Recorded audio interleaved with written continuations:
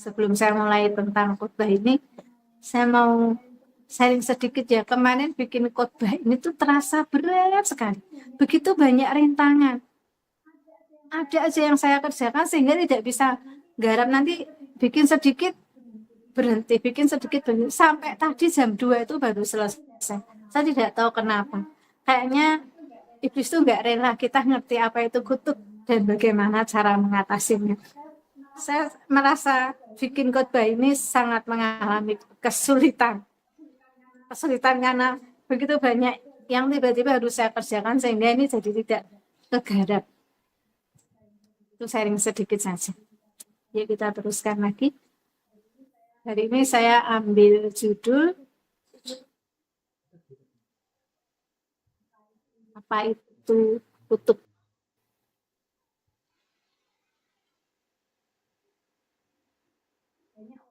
Banyak orang tidak suka bicara soal kutuk ya. Orang hanya suka bicara tentang berkat. Siapa yang ingin diberkati? Nah, semua sudah pasti mau. Semua langsung bilang saya. Semua orang ingin berkat.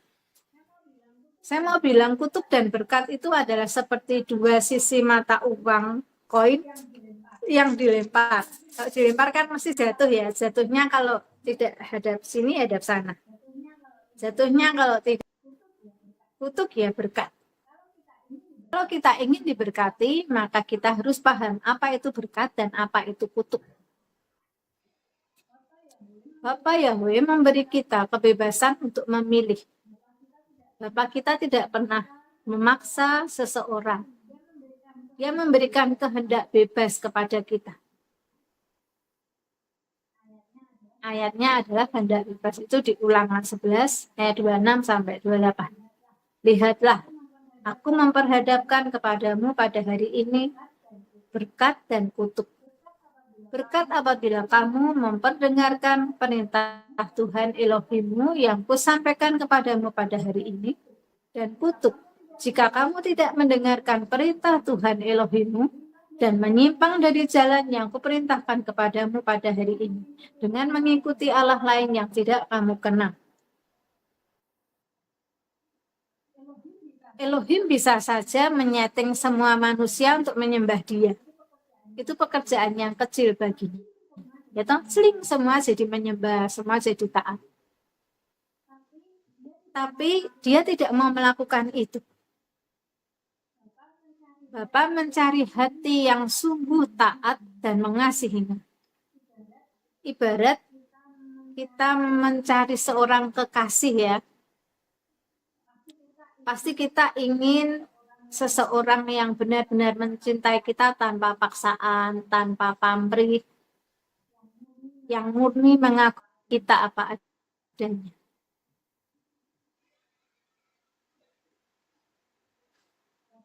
Bapak juga begitu, karena kita kan diciptakan serupa dengan gambarnya. Jadi apa yang diingini Bapak itu tidak jauh berbeda dengan yang kita ingini. Apa itu kutuk? Kutuk adalah hukuman atau lawan dari berkat. Taat mendatangkan berkat, tidak taat mendatangkan kutuk. Maka siapa mau diberkati, taatlah dengan perintah Elohim. Untuk bisa mentaati perintah Elohim, kita harus tahu apa yang harus diperintahkannya. Satu-satunya cara untuk kita bisa tahu perintah Elohim ya dengan baca firman. Tidak ada cara lain. Di Injil tertulis banyak sekali perintah Elohim. Bahkan perintah yang jika kita melanggarnya, kita tidak hanya terkena kutuk, tapi juga terkena dosa yang mendatangkan maut. Artinya tidak bisa diselamatkan lagi.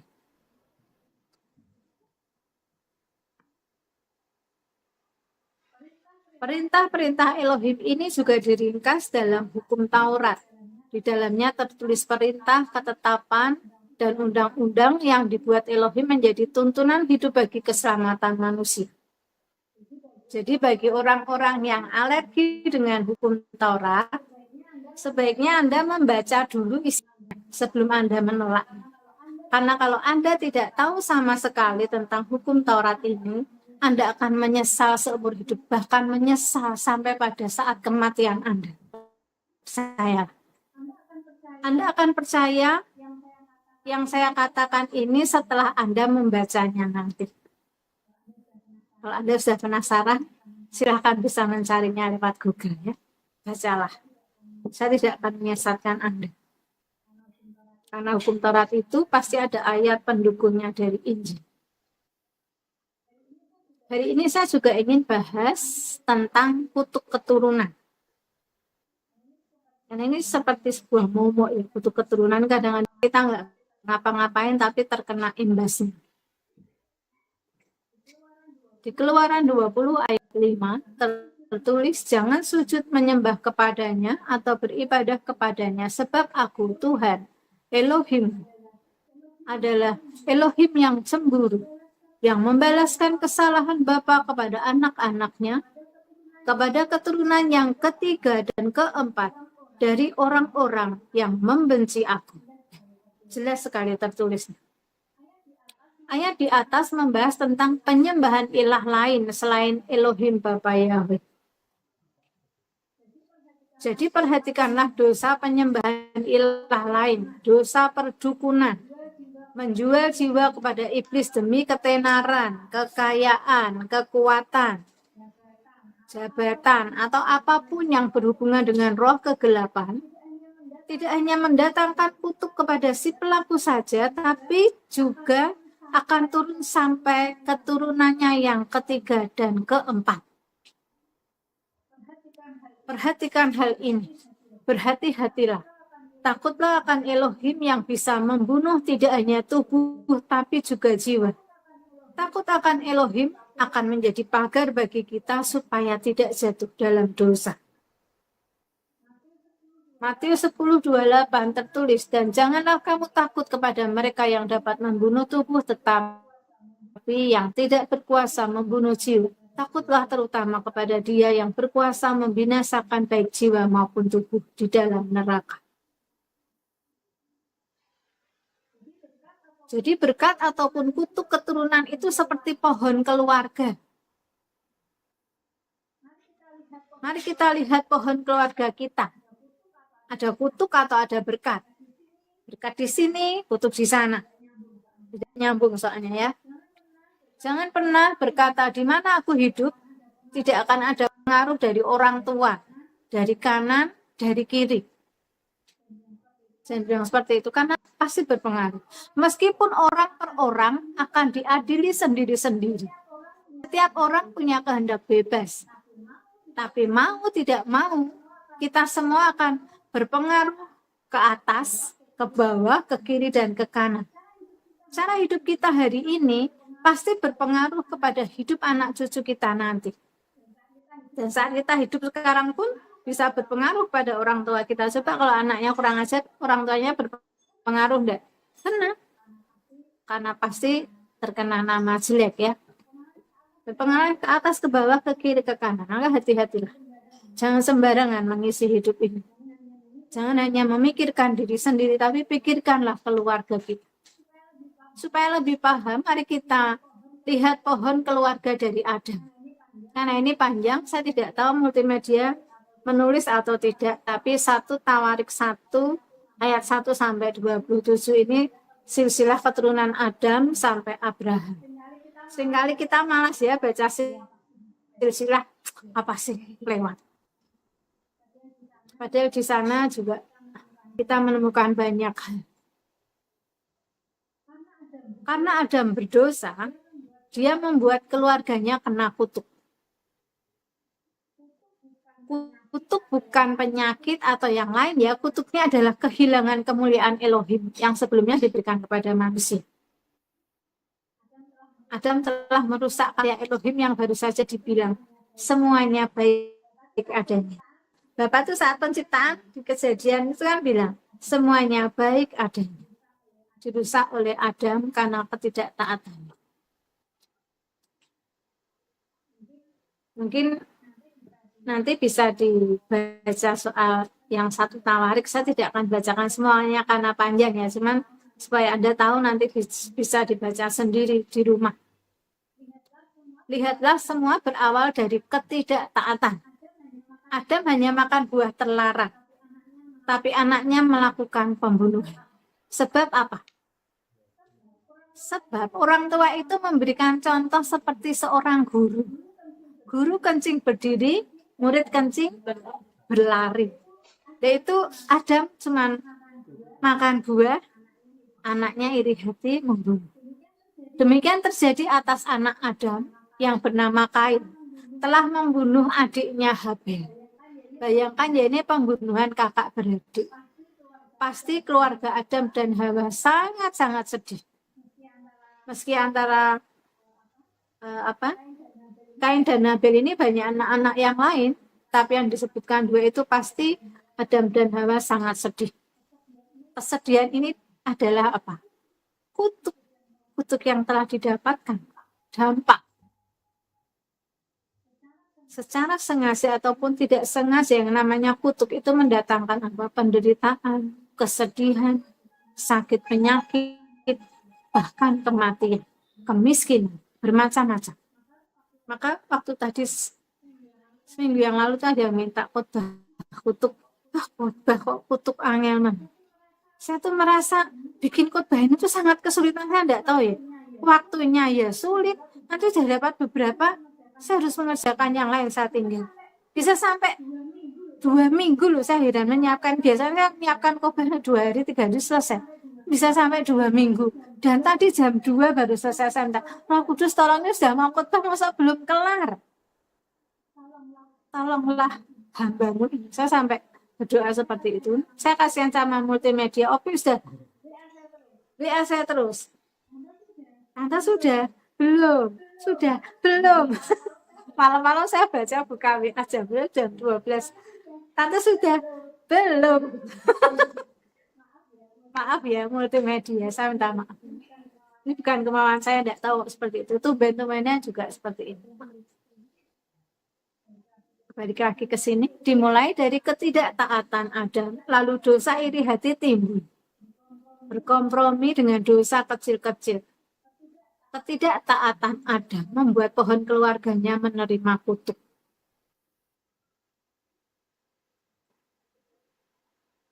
Karena iri hati, Kain membunuh Habel. Sebetulnya sederhana. Dari pikiran yang tidak baik, kalau dipelihara, jadinya action yang membahagiakan, yang melanggar hukum, bahkan yang membinasakan jiwa. Setelah Habel mati, untung Elohim itu baik, dan Adam diberi anak lagi, yaitu Set, sebagai penggantinya Habel. Kemudian lahirlah anak laki-laki Set, yaitu Enos. Ini di pohon keluarganya ada mulai ada berkat ya. Nah, Set itu untuk ganti Habel. Habel itu kan benar, beda dengan Kain. Set ini mengganti Habel. Set melahirkan anak laki-laki yaitu Enos. Pada saat inilah manusia mulai memanggil nama Elohim, yaitu tertulis di sana YHWH atau Yod-Heh-Vav-Heh, atau dibaca Yahweh Ibrani kuno atau Yehova ejaan modern. Di luar banyak diperdebatkan, tapi yang tertulis ya YHWH, Yod-Heh-Vav-Heh. Kalau pengen ngerti, silakan sekarang kita semuanya bisa belajar melalui HP kita, buka Google, buka YouTube, banyak sekali pengajaran. Minta tuntunan Roh Kudus supaya tidak salah ya. Tapi Elohim itu suka kalau namanya dikenal, bahkan disebut. Yang penting nyebutnya tidak sembarangan. Jadi nama Yod-Heh-Vav-Heh yang tertulis itu sudah dikenalkan Elohim kepada manusia sejak zaman Enos. Ya, sudah sejak lama sekali. Lalu Enos memperanakkan Kenan. Lalu Kenan memperanakkan Yared. Ini belum ada signifikan. Lalu beberapa generasi berikutnya lahirlah siapa? Henok. Henok ini orang yang bergaul karib dengan Elohim. Dan dia orang pertama yang diangkat hidup ke Firdaus oleh Elohim. Karena intim dengan Elohim. Mari kita lihat bagaimana Elohim mulai memberkati pohon keluarga Adam. Ya, ada salah satu yang baik, berkat juga mulai turun. Kalau kutuk bisa menurun kepada generasi ketiga dan keempat, karena Bapa itu murah hati, maka berkat orang benar bisa turun kepada beribu-ribu orang. Perbandingan yang sangat banyak, loh, yaitulah Bapa kita yang sangat baik. Amat sangat baik. Saya selalu kagum kepadanya. Haleluya. Semakin kita kenal Bapa, semakin kita akan mengaguminya. Dan semakin kita merasa kecil dan diingatkan bahwa kita ini hanya sebutir debu, benar-benar sebutir debu. Tidak akan ada kesombongan keluar dari hati kita saat kita mengenal Bapa kita yang besar. Keluaran 20 ayat 6. Tetapi aku menunjukkan kasih setia kepada beribu-ribu orang, yaitu mereka yang mengasihi aku dan yang berpegang pada perintah-perintahku. Jadi saya ulangi lagi, yang kutuk tadi adalah yang tidak taat. Dan dosa yang paling dibenci oleh Elohim adalah apa? Dosa penyembahan ilah lain. Diingat-ingat ya, dosa perdukunan itu penyembahan ilah lain. Jangan sampai tergoda untuk itu. Itu dosanya, kutuknya menurun dan membawa kebinasaan. Kita kejar berkat dari Elohim yang bisa kita turunkan sampai beribu-ribu orang di bawah kita, generasi kita, keluarga kita. Mari kita lihat Henok yang intim dengan Elohim. Keturunannya juga diberkati loh secara jasmani. Dia memperanakkan Metusalah, yaitu orang yang berumur terlama di dunia. Umurnya 969 tahun. Pasti Metusalah juga hidup benar dia di hadapan Elohim. Meniru ayahnya atau orang dekat, pasti ikut. Maka dikasih panjang umur sampai 969 tahun. Jadi lihat betapa penting kehidupan rohani bagi seseorang. Saat dia hidup benar, berkatnya juga dinikmati oleh anak-anaknya. Jangan sia-siakan kehidupan rohani Anda karena akan sangat berdampak kepada keturunan Anda. Jangan mikir diri kita sendiri, cari enaknya sendiri. Tidak mau susah, tidak mau cari Tuhan dengan sungguh-sungguh, malah terus melakukan pelanggaran. Pikirkan dosa-dosa itu, kutuk-kutuk itu juga akan turun kepada anak cucu kita. Tapi kalau kita mencari Tuhan dengan baik, berkat kita juga sampai kepada anak cucu kita. Amin. Meskipun anak itu juga harus memiliki imannya sendiri ya. Misalnya saya hidup seperti ini, anak saya juga dengan imannya masing-masing. Pasti iman seseorang tidak akan sama. Saya dengan anak-anak saya juga belum tentu sama. Pasti tidak sama lah. Tetapi orang tua yang benar, iman orang tua yang benar akan sangat mempengaruhi iman anaknya. Coba kalau orang tuanya hidup rohaninya ala kadarnya, kira-kira dia mengajarkan yang rohani kepada anaknya tidak? Pasti tidak. Karena dia pasti mengutamakan sesuatu hal yang lain di luar iman. Inilah pentingnya itu. Maka Bapak sangat menghargai orang yang menurunkan Injil atau kebenaran kepada anak cucunya. Maka berkatnya itu tidak hanya menurun sampai keturunan yang ketiga dan keempat seperti kutuk, tapi sampai beribu-ribu orang. Keren ya Bapak itu. Murah hati lah. Berjuang jadi orang benar. Amin. Semangat, semangat. Ngantuk deh, ini ngantuk deh. Lalu Metusalah memperanakkan Lamek dan Lamek memperanakkan Nuh. Ya lihat ya. Dari seorang Henok yang karib dengan Tuhan, lahir seorang Nuh. Tadi lahir seorang Metusalah yang panjang umur. Sekarang dari Metuselah lahir Lamek, dan Lamek lahir Nuh, cicitnya, yang membangun bahtera dan selama dalam air bah.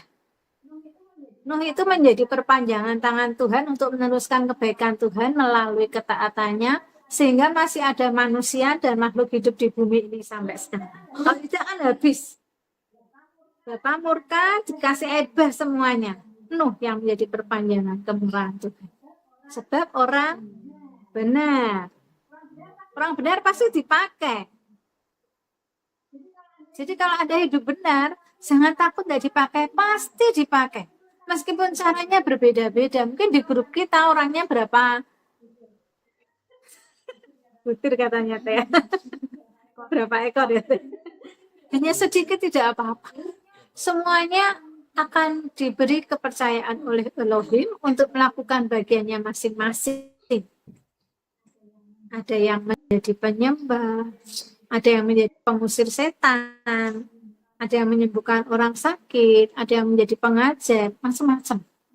Semuanya indah. Bejana-bejana yang indah. Ada yang jadi sendok, ada yang jadi piring, ada yang jadi lilin. Apapun itu yang penting apa? Berguna bagi kemuliaan Tuhan dan bagi kebahagiaan sesama. Itu intinya. Ya.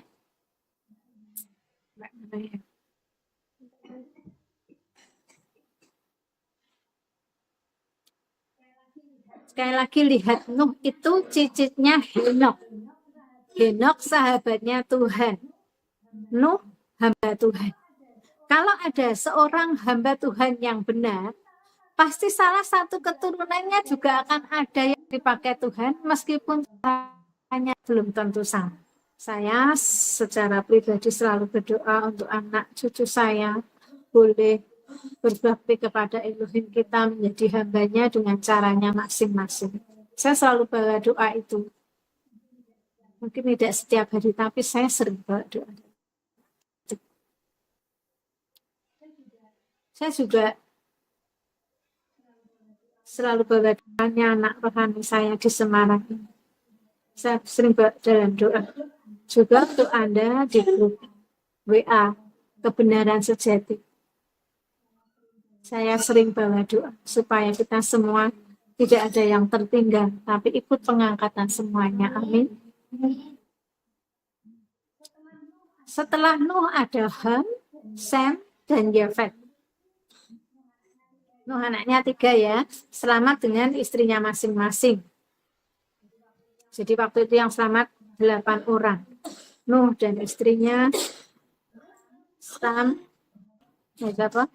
Sem, dan Yafet dengan istrinya masing-masing. Kalau membayangkan ya, seluruh dunia yang selamat hanya 8. Itu saja Bapa rela melakukan hal itu untuk membersihkan orang fasik dan menyelamatkan orang benar. Dan disebutkan juga bahwa akhir zaman itu seperti datangnya air bah. Meskipun nanti yang selamat sedikit, Bapa tetap akan melakukan itu. Dan itu akan datang saat semua masih makan dan minum, kawin dan dikawinkan. Tidak ada yang tahu. Seperti saat ini. Maka berjuanglah untuk tetap menjadi domba, bukan kambing. Untuk tetap menjadi gandum, bukan ilalang. Karena kambing dan ilalang akan diikat dan dibakar. Kita teruskan lagi ya. Yafet menurunkan orang-orang Eropa. Ini menurut para ahli. Saya tidak tahu, tidak belajar ini. Saya membaca saja. Atau nguping ya, karena mendengar. Keturunan Ham, anak Nuh yang dikutuki karena menceritakan ketelanjangan ayahnya. Dalam keturunan Ham, banyak sekali kutuk keturunan di sana. Banyak orang jahat di dalam keturunan Ham. Ham adalah bapaknya orang-orang yang menentang umat Tuhan. Keturunannya adalah dari bangsa Iran, Irak, Mesir, Libya, dan 7 bangsa Kanaan yang Tuhan perintahkan untuk dimusnahkan. Ngeri ya. Mengapa Ham dikutuki bapaknya? Karena Ham pikirannya kotor dan hatinya jahat. Dia menceritakan ketelanjangan ayahnya. Sementara dua saudaranya itu menutupi ya.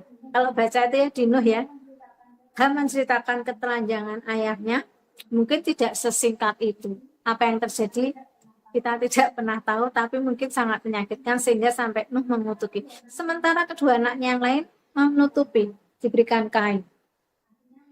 Artinya menutupi aurat ayahnya atau ketelanjangan ayahnya. Itu sesuatu sikap yang baik. Maka kita jangan suka mengekspos kejelekan orang. Ini hanya menjadi contoh saja. Karena kasih menutupi segala pelanggaran. Kalau kita bisa menutupi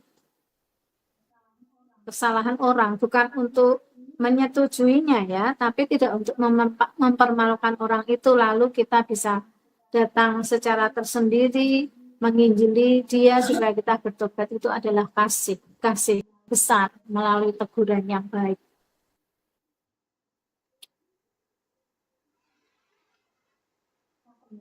Kita kembali ke Ham tadi ya, dan kutuk itu terus-menerus mengikuti keturunan. Bahkan yang namanya Nimrod itu juga garis keturunan dari Ham.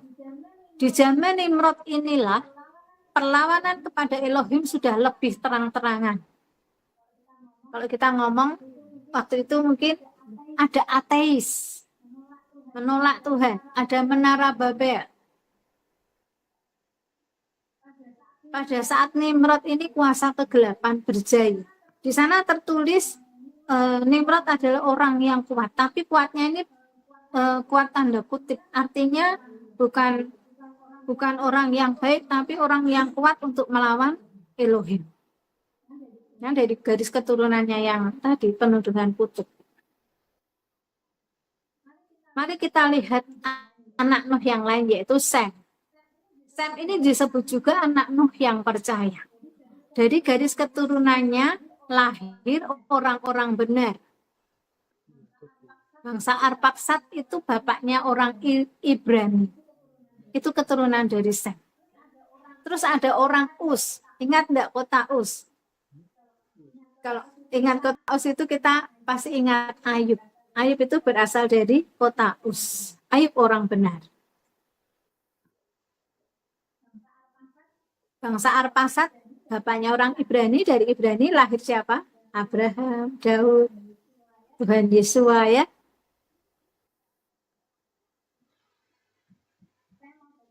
Saya mau bacakan yang satu Tawarik tadi ya, tapi ayat 17 sampai 27 saja. Keturunan Sem ialah Elam, Asyur, Arpaksad, Lut, Aram, Us, Hul, Geter, dan Mesek. Arpaksad memperanakkan Selah, dan Selah memperanakkan Eber. Bagi Eber lahir dua anak laki-laki. Nama yang seorang ialah Peleg, sebab dalam zamannya penduduk bumi terbagi. Dan nama adiknya ialah Yoktan. Yoktan memperanakkan Almodad, Selef, Hasar, Mawet, Yerah, Hadoram, Uzal, Dikla, Ebal, Abimael, Sheba, Ofir, Hawila, dan Yobab. Itulah semuanya anak-anak Yoktan. Sem, Arpasad, Selah, Eber, Pelek, Rehu, Seruk, Nahor, Terah, Abram. Itulah Abraham. Ya, jadi lewat Set terlahir Abraham. Ada Daud, ada Yusuf dan Maria, dan ada Tuhan Yesus HaMasiah. Luar biasa kemurahan Elohim ya. Dari orang benar, dari orang percaya terlahir orang-orang benar. Dari orang yang dikutuki terlahir orang-orang jahat. Saudaraku yang terkasih, janganlah kita menjadi penyebab kutuk untuk keturunan kita. Tapi jadilah orang yang mematahkan kutuk bagi keturunan kita. Meskipun harus bayar harga yang sangat mahal. Jadi walaupun dalam keluarga kita itu ada garis kutuk keturunan, kita bisa berjuang melepaskan kutuk itu. Contohnya di Alkitab seperti siapa? Yabes dan Gideon. Yabes itu dikutuki loh, bahkan oleh mamahnya sendiri ya. Tapi dia bisa terbebas dari kutukan. Mereka adalah orang-orang yang luar biasa yang bekerja keras untuk melepaskan diri dari kutuk keluarga dan menjadikan berkat untuk diri mereka sendiri dan anak cucu mereka. Kalau Anda mau melawan ular di dalam diri Anda, maka anak Anda, maaf, kalau Anda tidak mau melawan ular besar, ular-ular ini dosa-dosa kita, godaan kita dalam diri kita. Kalau kita tidak mau melawan itu dan kita melakukan pelanggaran yang mendatangkan kutuk, maka anak-anak kita harus melawan. Artinya apa? Lebih parah. Tapi kalau Anda mau melawan naga, artinya berjuang lebih, naga yang berada di dalam diri Anda, supaya kita tidak takluk dengan dosa-dosa itu, kita bisa melihatkan itu, maka nanti anak Anda hanya melawan ular-ular yang kecil, artinya dosa yang kecil-kecil, jadi lebih ringan. Kan tidak adil ya kalau kita mendatangkan dosa yang besar untuk anak cucu kita, benar enggak? Kita yang lebih tua, lebih dewasa, bangga lebih keras, matikan naga yang ada di dalam hati kita, pengaruhnya, sehingga nanti anak cucu kita tinggal ular kecil-kecil, kan tidak mungkin orang tidak ada godaan. Ular-ular kecil nanti gampang. Artinya kita tidak meninggalkan kutuk keturunan yang membahayakan. Kita harus berjuang ekstra untuk mematahkan rantai kutuk keluarga ini. Karena apa? Karena kutuk itu bukan hal yang sederhana dan nyata dampaknya dalam kehidupan seseorang. Itu yang tadi saya pikir-pikir ya. Banyak sekali kejadian-kejadian aneh yang bisa saya lihat, dan itu adalah dampak dari kutuk. Termasuk saya sendiri. Maka saya sendiri juga ingin menjadi orang pertama yang akan mematahkan rantai kutuk di dalam keluarga saya. Saya harus berjuang ini dengan keras. Mematikan kedagingan dan banyak hal harus saya lakukan. Tujuannya untuk apa? Mematahkan rantai kutuk dalam keluarga saya. Saya melihat dengan jelas ada kutuk di dalam keluarga saya. Kutuk kegagalan rumah tangga, kutuk sakit penyakit, dan kutuk kemiskinan. Itu nyata.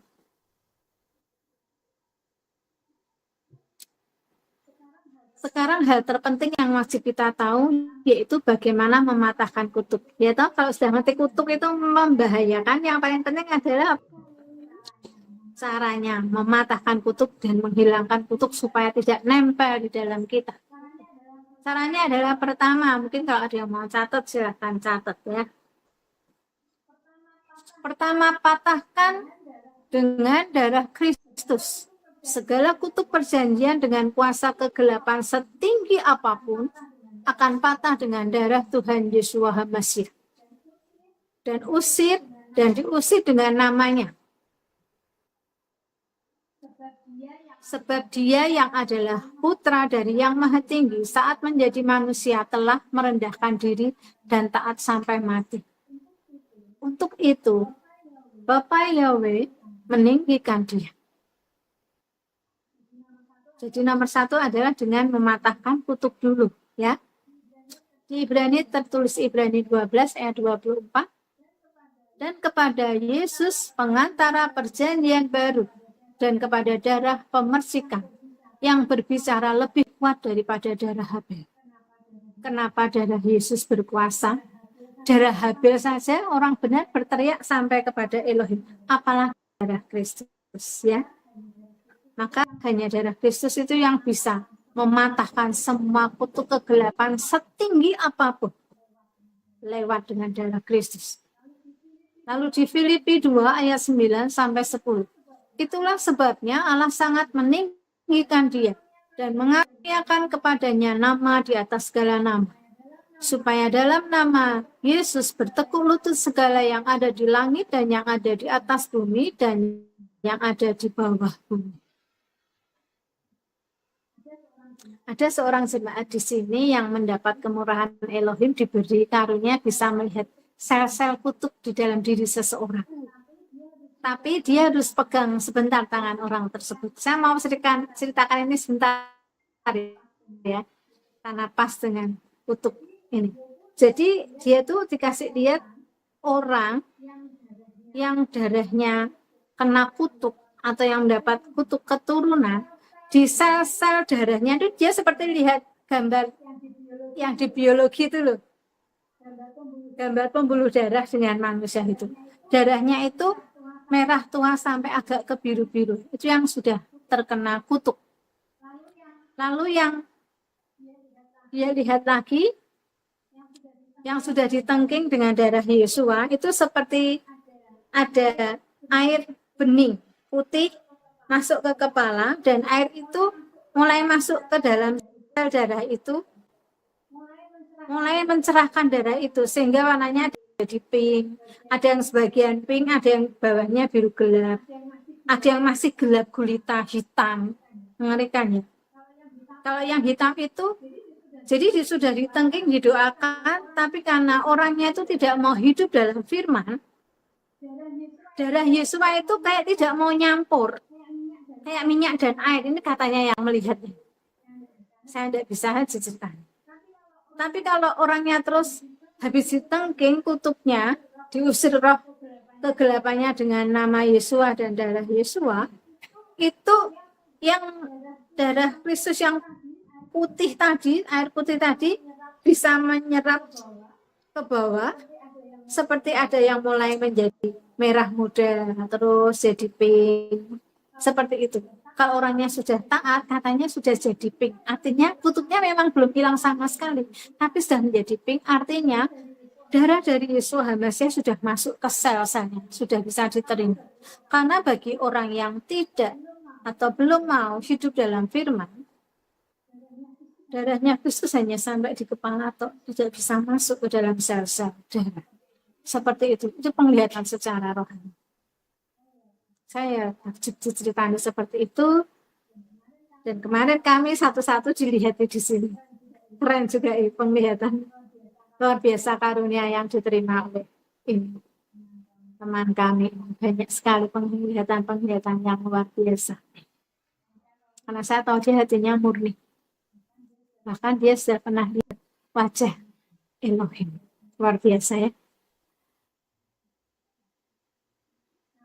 Nanti di akhir khotbah kita akan doa bersama, patahkan kutuk ya.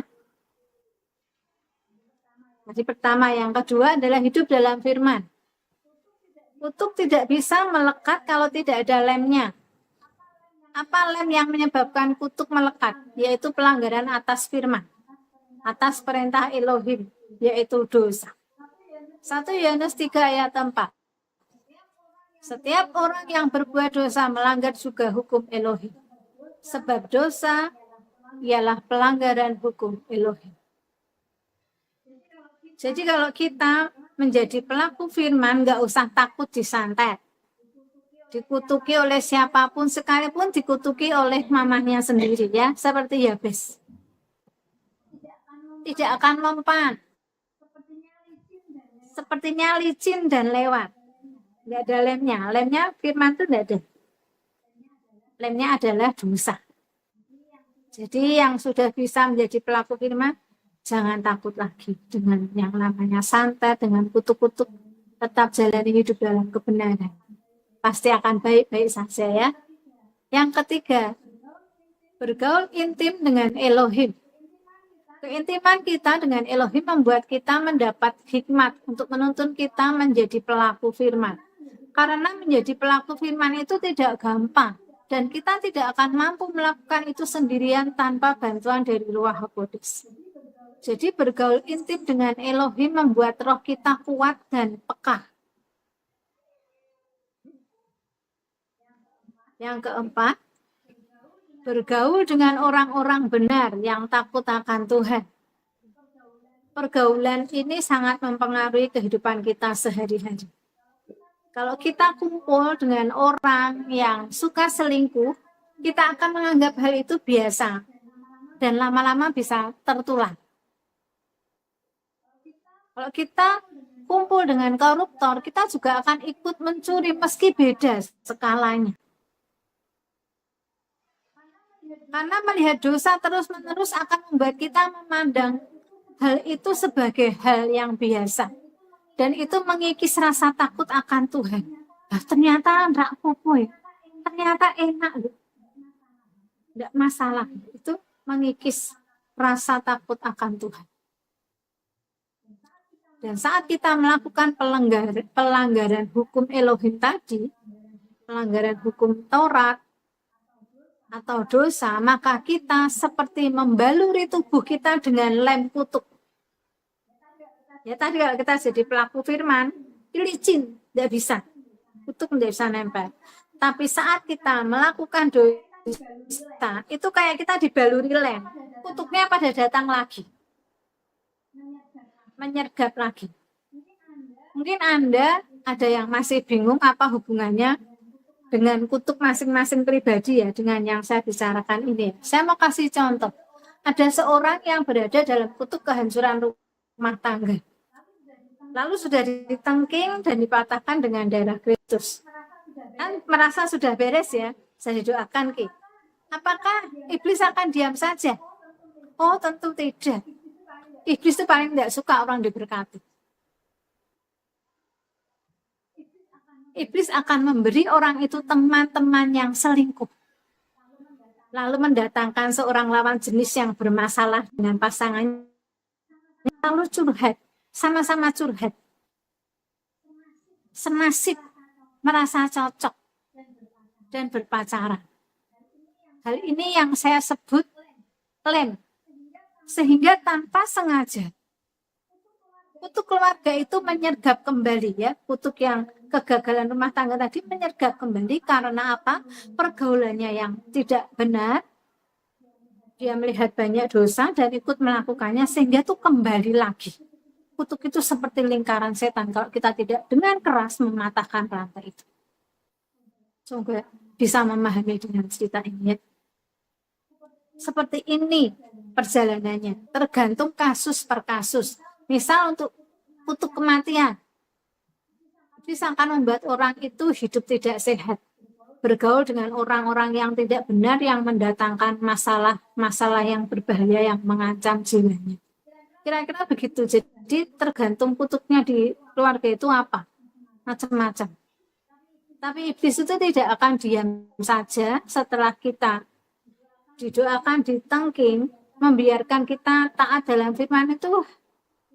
Kita akan butuh perjuangan dan butuh tuntunan Roh Kudus, harus dengan sangat keras memperjuangkan itu. Saya cerita ini supaya Anda bisa membayangkan dengan lebih mudah dan menjadi lebih waspada. Seserius inilah arti kata kutuk dalam firman, bukan main-main. Maka saudaraku, takutlah akan Elohim. Jangan langgar perintah-perintahnya. Mengasihi Elohim saja tanpa takut kepadanya akan tetap membuat orang berani menabrak larangan Elohim. Jadi yang paling penting itu takut akan Tuhan. Takut akan Tuhan itu akan menjadi pagar supaya kita tidak tergelincir dalam dosa. Karena dosa itu menarik dan mengikat. Cintai hukumnya, Tauratnya, maka kita akan selamat. Mazmur 1 ayat 2. Tetapi yang kesukaannya ialah Taurat Tuhan, dan yang merenungkan Taurat itu siang dan malam. Ya, ini orang benar. Mazmur 19 ayat 7. Taurat Tuhan itu sempurna, menyegarkan jiwa. Peraturan Tuhan itu teguh, memberikan hikmat kepada orang yang tak berpengalaman. Saudaraku yang di luar sana, carilah hukum Taurat dan bacalah agar Anda bisa melakukannya. Mari sayangi anak cucu kita dan turunkan berkat bagi mereka, jangan turunkan kutuk. Semoga firman Tuhan hari ini memberkati Anda sekali. Amin.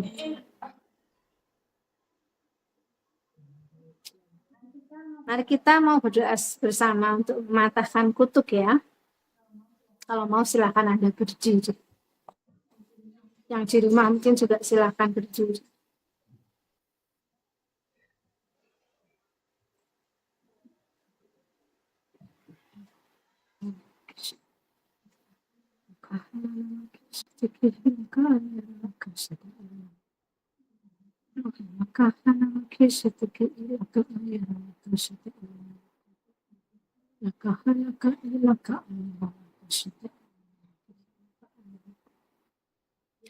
Ya Allah, Bapa yang mulia, yang murah hati, panjang sabar dan penuh kasih sayang. Ingatlah umat pilihan-Mu di bumi ini. Jangan lepaskan kami satupun, Bapa. Selamatkanlah kami dengan kasih karunia-Mu, dengan kemurahan-Mu. Lihatlah kami, lihatlah hati kami. Sayangilah kami, ya Allah, sayangilah kami.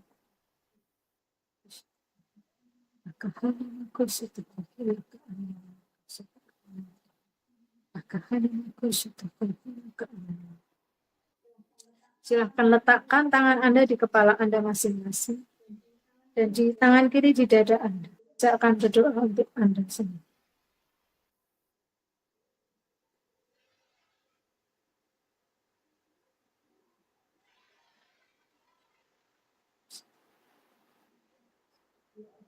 Ya Allah, kami berdoa kepada-Mu. Dengan nama Yeshua HaMashiach dan dengan otoritas yang dari surga, hamba-Mu yang terhina ini berdoa bagi umat-Mu, umat pilihan-Mu, umat yang Engkau sayang. Dengan darah Yeshua HaMashiach, Putra Elohim yang Maha Tinggi, darahnya yang kudus, aku mematahkan segala kutuk keturunan yang ada di kepalamu, yang kau dapat dari dosa-dosamu sendiri dan yang kau dapat dari nenek moyang. Aku patahkan dengan darah Yeshua HaMashiach yang kudus, yang murni, yang menyelamatkan. Dan dengan nama Yeshua HaMashiach, aku mengusir segala kuasa gelap yang masih ada di dalam dirimu, pikiranmu, hatimu. Aku usir keluar, keluar, keluar dalam nama Tuhan Yeshua HaMashiach, nama di atas segala nama. Keluar dari sana, kembali ke tempat kalian masing-masing, ke tempat asalmu, yaitu di neraka. Keluar. Dan biarlah darah dari Yeshua HaMashiach, darah yang kudus dan berharga, mengalir di kepalamu, masuk ke dalam setiap sel tubuh, mengaliri seluruh sel-sel, bercampur dengan darahmu, memurnikan darah yang biru, gelap, hitam, akan berbau dengan darah Yeshua HaMashiach yang putih, berkilau, bercampur dari ujung kepala sampai ujung kaki, masuk ke dalam sel-sel tubuh kalian, memurnikan kalian, mendatangkan berkat damai sejahtera yang melampaui segala akal, berkat kesehatan, berkat kekayaan, berkat damai sejahtera, berkat kelembutan hati, berkat takut akan Elohim, berkat taat akan Elohim,